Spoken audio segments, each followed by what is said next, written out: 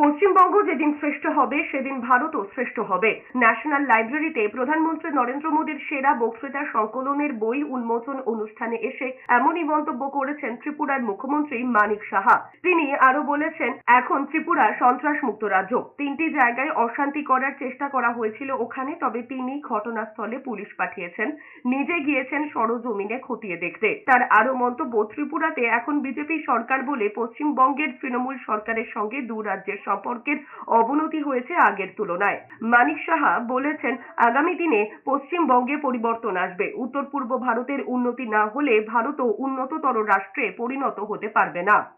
আমি আজকে এখানে দেখলাম এত লোক এসে মানে আর বিদগ্ধ ব্যক্তিরা এখানে এসে সারা কলকাতা না সারা ওয়েস্ট বেঙ্গলে মনে হচ্ছে মিনি ওয়েস্ট বেঙ্গল এখানে আজকে সবাই এখানে উপস্থিত এবং আমাদের এই হলটা মনে হচ্ছে খুব ছোট ছোট লাগছে আমাদের।